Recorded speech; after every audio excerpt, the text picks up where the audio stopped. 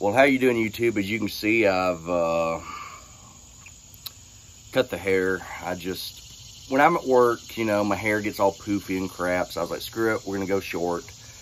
The mullet will be back eventually, though. Anyway, I'm gonna go ahead and I'm reviewing this to kind of throw in the middle of my whole German beer thing. So just to break up the monotony of just doing only fest beers.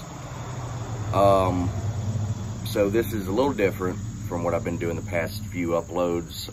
But anyway, the reason I mention that is because the next several uploads, I will still have my mullet. But this one, you can tell, has been recorded at a later date. Anyway, what are we reviewing here? We're going to be reviewing Narragansett. This is a Rhode Island beer. This is definitely one of those classical brands, simple, you know, similar to say like your Hams, your Rainier, your Olympia, your Schlitz, you know, your regional lagers. I don't know, Schlitz at one time was a very national brand, but anyway. Since 1890, made on honor and sold on merit. Also known as the official beer of the clam. I don't know if clams drink it, or I don't know if you're supposed to drink this while eating clams, but according to this beer, it's the official beer of the clam, which makes sense because Rhode Island, you know, northeastern area, real big into clams. Narragansett Brewing Company, Rochester, New York. It's contract brewed. I'm pretty positive that's contract brewery. I think it's the same people who make the Genesee beers, the old Jenny beers. But at the same time, it does have here a little stamp from the Independent Craft Brewers Association. So I'm not 100% sure. Anyway, you can see just a very classical looking can here and a very classical looking beer. I didn't pour it aggressive, so not much of a head, but if you pour it aggressive, you get more head. That's the way it is. Somewhat gold. Definitely a little bit more color than, say, a Bud Light or even a Budweiser. Also, the ABV on this, I'm pretty sure is 5%. That's what it says on Rate Beer, although I've heard some people say 5.1. But we're going to go ahead and just say 5% here. And let's take a whiff. You ever smelled a beer? This is what it smells like. It smells like just basic beer. Kind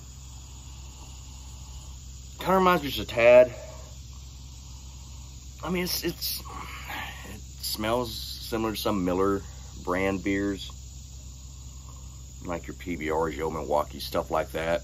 Which at one time this was owned by PBR. It was bought out by Falstaff. Falstaff, you know, PBR started buying all the regional breweries. They picked up Falstaff, and then so on and so forth. But now it's an independent company. But yeah, smells. It's kind of sweet, but nothing really jumping out at the same time. But let's go ahead and take a swaller.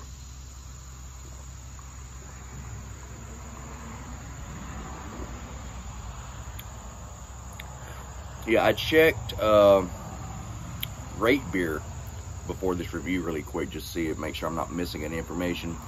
And it says 12 IBUs, but you could fool me and say this is a little bit higher. Not considerably higher, not very hoppy, but just as far as an American Adjunct Lager goes, this is, you could have told me this was like 18 IBUs, and I'd go, maybe. A little bit hoppier, nothing insane, although, like my stepmom, I was like, take a sip. This tastes like a beer. You know, you'll like it. Because when I tell her to try a lot of my stuff, she goes, oh, you know, that tastes too funky or too much this, too much that. And I'm like, no, this one, it just tastes like a beer. You might like it. She took a sip. She mentioned it was a little too bitter for her taste.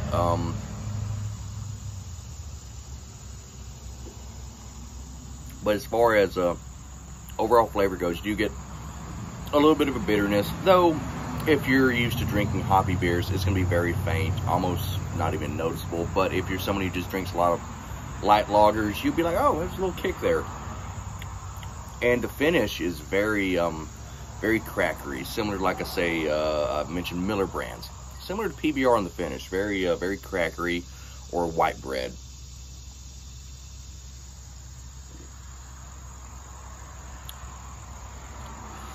little bit of a prickly carbonation on it too. Kind of does remind me just a hint of the Jenny cream. I think Louisiana Beer Reviews mentioned that. And I kind of, like at first when I was watching the video, I was like, I don't know what you're talking about. But now that I think about it, just a little. Very faint.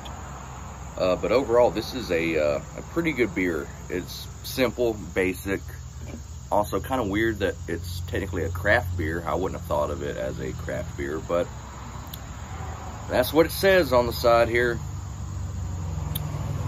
But overall, like I mentioned earlier, just a beautiful can. But overall, it's a basic beer. But, you know, if you're someone like me who enjoys just trying all kinds of different brands, you know, no matter the style, this one will probably, you know, do it for you. It'll make you happy. I was definitely shocked to see this. First time I saw this was in, it was a couple months ago when I was in, about like a month or two ago when I was in North Carolina. It was in Winston-Salem at the Total Wine. I was like, hell yeah, I saw it. Like, I just noticed, I'm like, what the hell? I'm like, they got Narragansett there, and they also had National Bohemian. And I'm just a sucker for old regional lagers. Grabbed it, enjoyed it so much that I drank it all, I think in one night. Me and my buddy Logan, it was only a 6-pack of Tall Boys, but I drank them all, and I think I might have gave him one. But I went to the Total Wine in Alpharetta down here in Georgia, found it again, and I'm like, yeah, I gotta get it.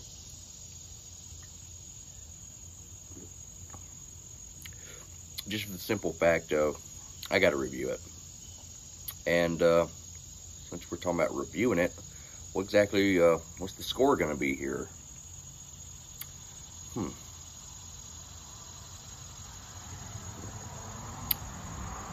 Considering the style, which is just adjunct lager, and the price, even though it's a craft beer, one of the cheapest. I think the Tall Boys might be like $8.99 for a 6-pack of them.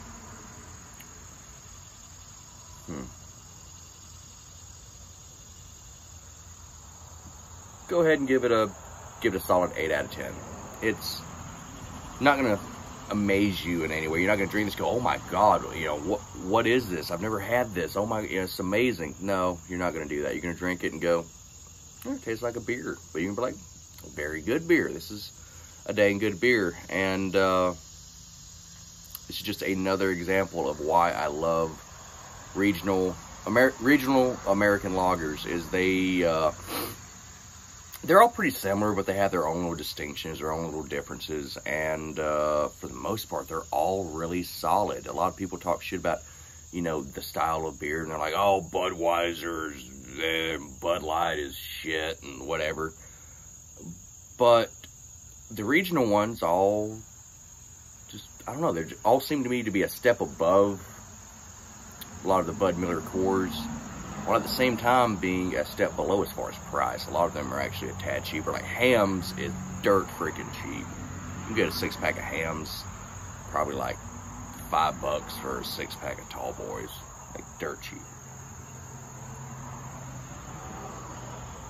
Anyway, 8 out of 10. Spayed, neuter your animals. I keep forgetting the outro. Kill your local pedophile. I'd never forget that one, though, and you shouldn't either.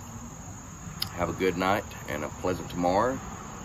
Make sure you enjoy a good beer. A good solid 8 out of 10.